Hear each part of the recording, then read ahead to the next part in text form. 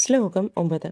ഈ ശ്ലോകത്തിലാണ് നാരദമുനി ലോകം കാത്തിരുന്ന ആ മഹാപുരുഷന്റെ പേര് വെളിപ്പെടുത്തുന്നത്. ഇക്ഷ്വാകു വംശ പ്രഭവോ രാമോ നാമജനൈഃ ശ്രുതഃ നിയതാത്മാ മഹാവീര്യോ ദ്യുതിമാൻ ധൃതിമാൻ വശീ. ഇക്ഷ്വാകു വംശ പ്രഭവോ രാമോ നാമ ജനൈഃ ശ്രുതഃ നിയതാത്മാ മഹാവീര്യോ ദ്യുതിമാൻ ധൃതിമാൻ വശീ.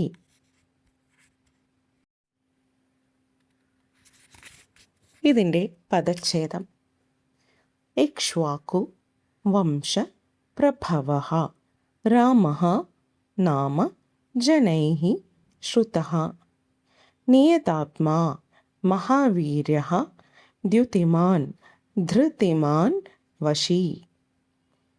പദച്ഛേദം ഒന്നും കൂടെ: ഇക്ഷ്വാകു വംശ പ്രഭവഃ രാമഃ നാമ ജനൈഃ ശ്രുതഃ നിയതാത്മാ മഹാവീര്യഃ ദ്യുതിമാൻ ധൃതിമാൻ വശീ. നമുക്കിതിൻ്റെ വിശദമായ അർത്ഥം നോക്കാം. ഇക്ഷ്വാകു വംശ പ്രഭവഃ, സൂര്യവംശത്തിൽ ജനിച്ചവനും അഥവാ ഇക്ഷ്വാകു രാജാവിൻ്റെ വംശത്തിൽ ജനിച്ചവനും. രാമഃ നാമ ജനൈഃ ശ്രുതഃ, രാമൻ എന്ന് ലോകത്തുള്ള ജനങ്ങളെല്ലാം കേട്ടറിഞ്ഞവനുമായ ഒരു മഹാനുണ്ട്. നിയതാത്മാ, മനസ്സിനെ പൂർണ്ണമായി നിയന്ത്രിച്ചു നിർത്തുന്നവനും. മഹാവീര്യഃ, അളവറ്റ പരാക്രമമുള്ളവനും അഥവാ ധീരനും. ദ്യുതിമാൻ, ദിവ്യമായ തേജസ്സുള്ളവനും. ധൃതിമാൻ, പ്രതിസന്ധികളിൽ മനസ്സ് തളരാത്ത ധൈര്യം കാത്തു സൂക്ഷിക്കുന്നവനും. വശി, ഇന്ദ്രിയങ്ങളെ പൂർണ്ണമായി തൻ്റെ വരുതിയിലാക്കിയവനും ആണ് അഥവാ ജതേന്ദ്രിയൻ ആണ് ആ ശ്രീരാമൻ.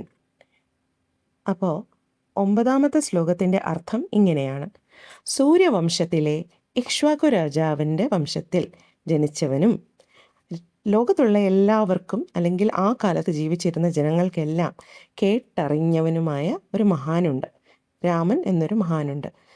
മനസ്സിനെ പൂർണ്ണമായി നിയന്ത്രിച്ചു നിർത്തുന്നവനും അളവറ്റ പരാക്രമമുള്ളവനും അഥവാ ധീരനും ദിവ്യമായ തേജസ്സുള്ളവനും പ്രതിസന്ധികളിൽ മനസ്സ് തളരാതെ ധൈര്യം കാത്തു സൂക്ഷിക്കുന്നവനും ഇന്ദ്രിയങ്ങളെ പൂർണ്ണമായി തൻ്റെ വരുതിയിലാക്കിയവനും അഥവാ ജതേന്ദ്രിയനുമാണ് ആ ശ്രീരാമൻ. ശ്ലോകം 10.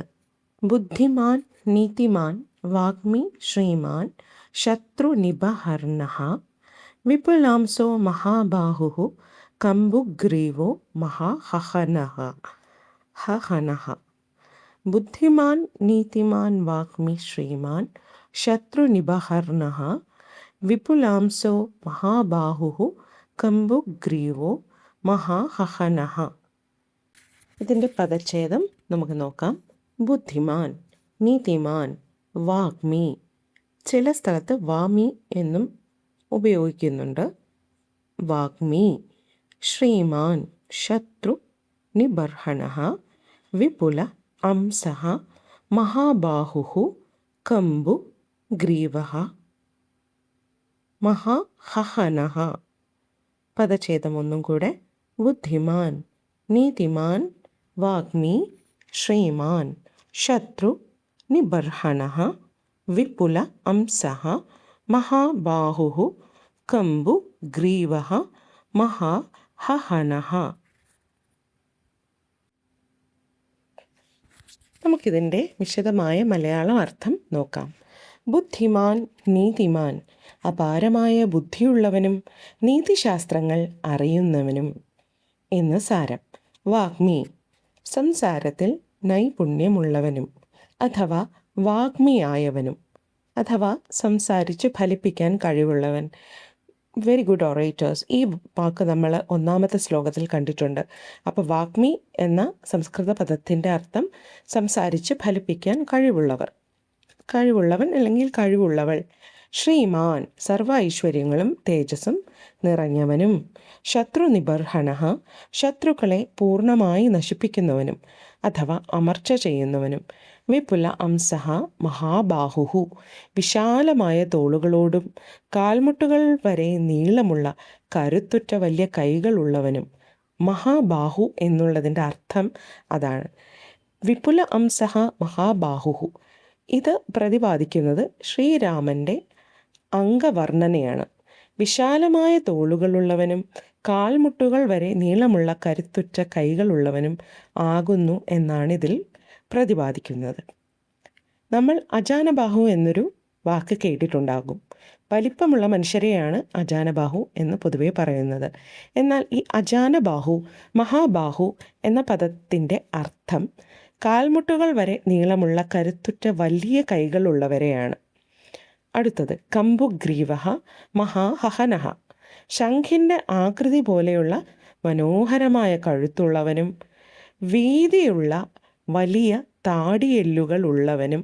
മഹാഹനഹ എന്ന് പറഞ്ഞാൽ വീതിയുള്ള വലിയ താടിയെല്ലുകളോട് കൂടിയവൻ ആണ് ശ്രീരാമൻ. ചിസൽഡ് ജോ എന്ന് സിമ്പിളായിട്ട് പറയാം. അപ്പം ചിസൽഡ് ജോ ആണ് ശ്രീരാമനുള്ളത്. അതേപോലെ കമ്പുഗ്രീവഹ, ശംഖിൻ്റെ ആകൃതി പോലെയുള്ള മനോഹരമായ കഴുത്തോടു കൂടിയുള്ള ശ്രീരാമൻ എന്നാണ് ഇതിൽ പ്രതിപാദിക്കുന്നത്.